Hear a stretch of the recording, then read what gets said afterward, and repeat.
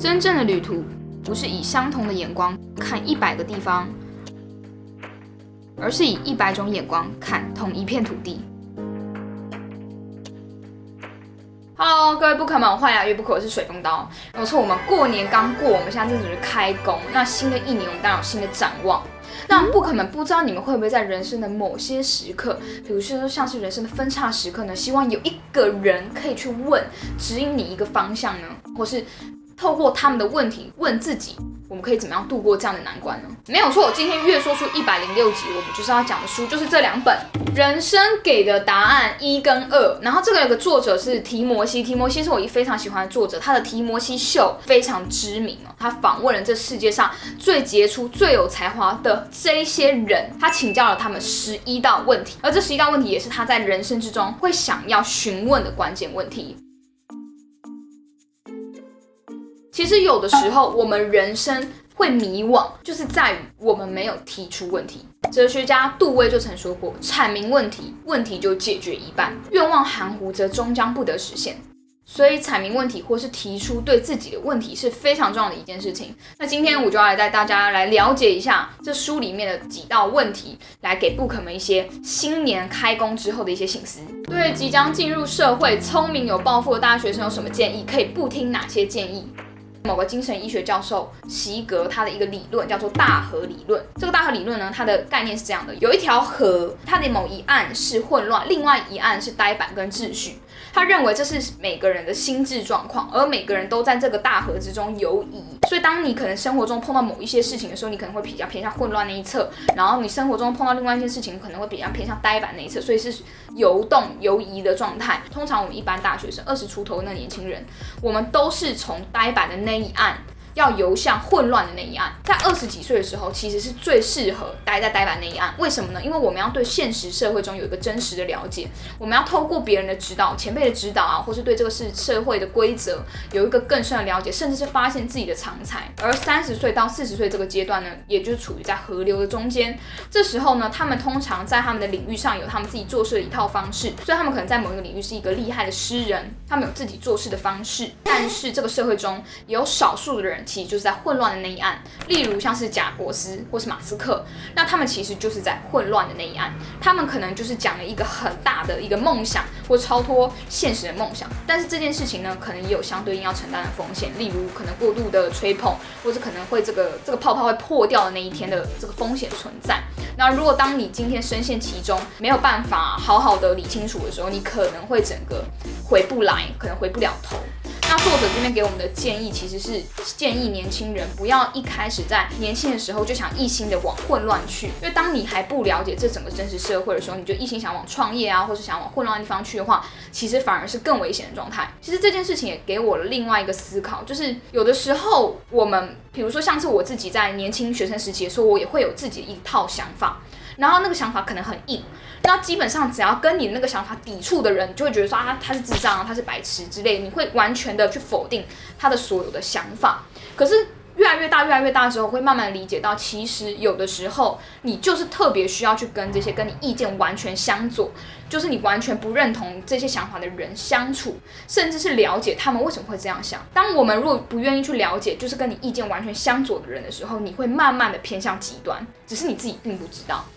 在这个职涯的过程呢，我会鼓励年轻人尽量保持宽阔开阔的胸襟，因为其实非常多成功的人士，我了解的，其实很多人在大学一毕业其实是不知道要干嘛的，所以我觉得有时候你投入了另外一个产业，或是投入了另外一个领域，你也不用去过度的担心或是害怕说我自己这样子会不会太跳了，或是怎么样，随时随地去接受你眼前的机会，随时随地让自己有一个新的开始。在专业领域中听过最糟糕的建议，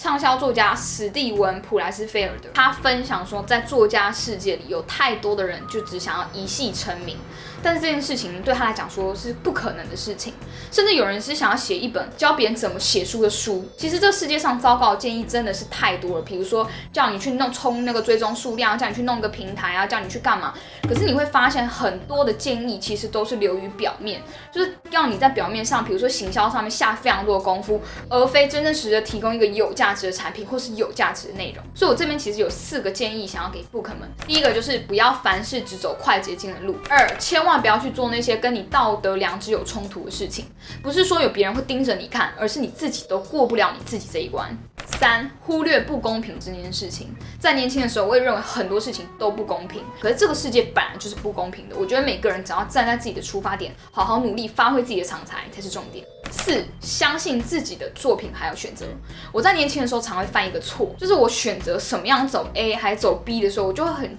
容易的去问很多人意见，然后问到后来你自己都会很混乱，因为当你问到不同的人，他都会给你不同的建议，甚至是他可能给的建议有时候是基于那个人觉得这条路是对你最安全的，所以他给你的建议是带有某种局限性，它局限了你的一个发展的可能。所以我觉得任何的建议其实 no， 我觉得不是真正重要的，而是关键在于你怎么想，或是你愿不愿意去做这件事情，你愿不愿意去尝试，你愿不愿意相信你自己的决定。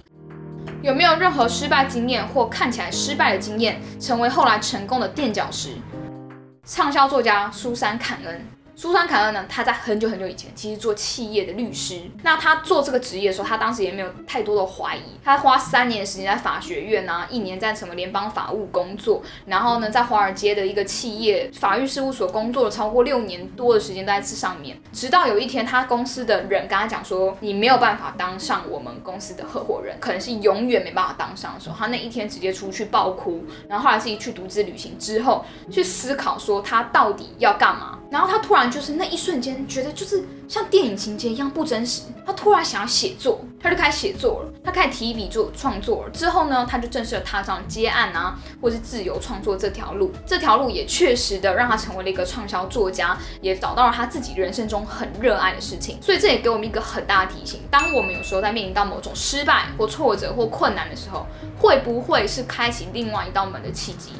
会不会是你人生的一个好的机会，去让你去了解，其实你人生中有更重要的事情要去做。所以这也给我们2个启发。我觉得第一件事情就是，当我们对一件事情足够热爱的时候呢，我们的投入就变得容易多了。而这件事情呢，只有你自己才会知道你自己到底对什么样的事物会热爱。第二件事情是，只有我们自己知道自己的能耐在哪里，因为其实别人的眼光很难看出这些，他们给我们的建议也只是站在一个外部的角度，而只有你自己知道你自己的能耐在哪，所以适时的倾听自己内心的声音，反而可以找到正确的答案。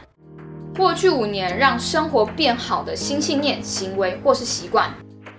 新锐电影人舒曼·查艾诺尼，这个电影人呢，他对这个问题他有一个很喜欢的短篇故事，就是江丰南所写的，就是《爱你所见》。那这篇故事其实在讲一件事情，你知道这世界上最可怕的毒药是什么吗？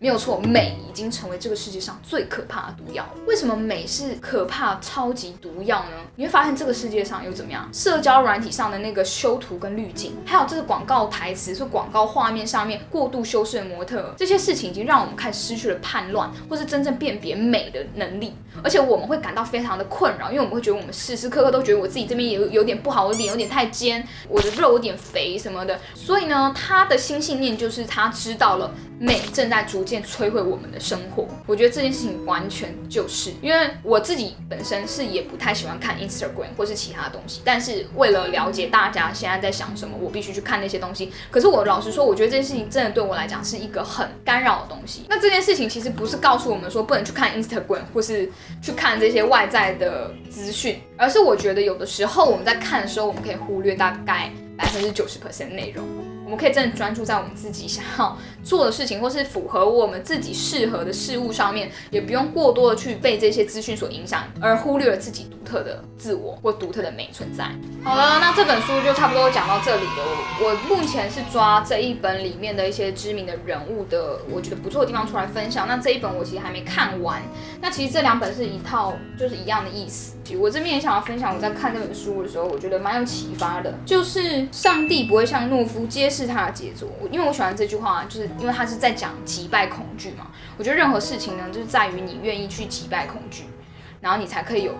更好的生活。所以我觉得这本书它其实并不是要告诉我们一个所谓的正确答案或是正解，而是你可以重新对你人生提出疑问，甚至他某一些话可以帮助到你在你这个人生当中，你可以有一个新的动力或是新的启发，让你自己去思考你接下来可以怎么走。就像是生命中不可承受之轻，昆德拉曾说，人类的愚蠢来自凡事都有答案，小说的智慧则来自对一切提出问题。